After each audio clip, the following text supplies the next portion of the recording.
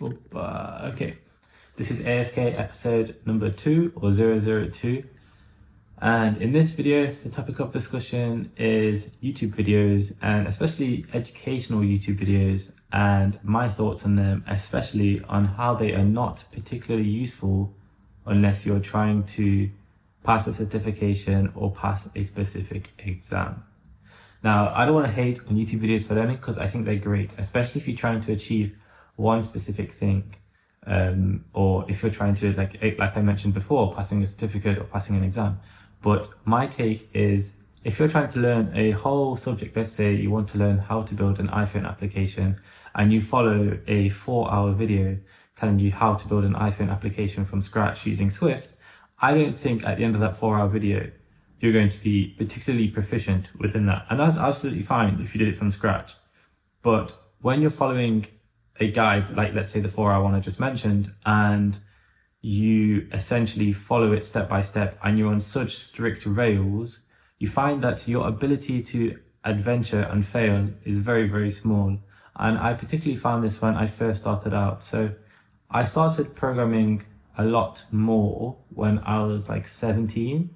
And the first language I learned was Ruby, and I did it through a boot camp. But essentially the boot camp was just a series of videos. And in the boot camp, they were trying to make you build essentially from start to finish using Ruby, and some other infra and some cloud providers, a shop. So my mock shop was a shop that sold GPUs, kind of like StockX book for GPUs.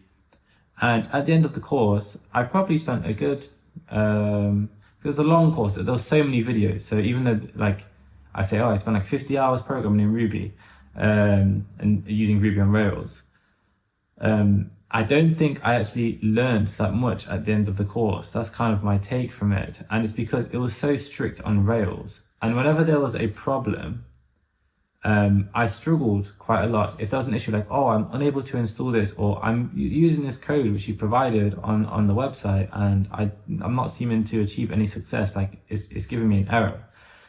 And I think the main point to take away from this is that when following a video so strictly, you lose the ability to explore and find the venues where you would find answers which aren't from a tutor or aren't from a video. So there's some great YouTube videos online which I follow where the actual instructor, he doesn't cut out the bugs that he finds when he's teaching.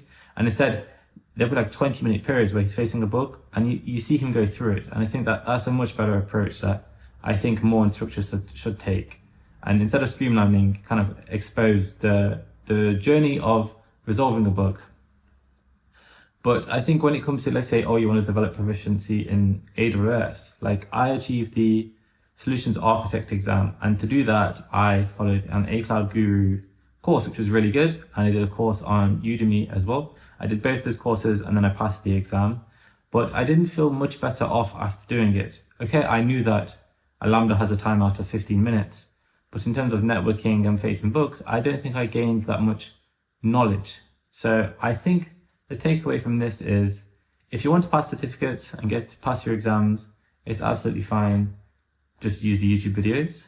But if you want to learn, I think you should do project-based learning. So build a project which you desire, anything. It can be half good, half bad. Let's say a trading app, a website, some type of machine learning or neural network or chatbot, or even just a game. Build it and face the errors. And every single time you face an error, you kind of level up your skills in problem solving. And that's the true skill within programming, in my opinion at least, especially for those who like to vibe code.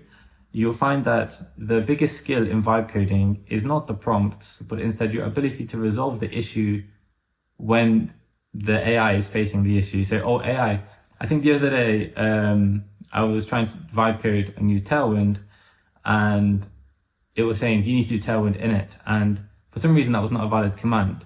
So no matter how much I told AI, it could not figure it out. So I had to go and figure it out myself. But I had faced issues like this before, so it was fine. But I think in the future, especially with AI around the corner, your ability to regurgitate templates and kind of like this, like blocked, like, what's the best way to put it?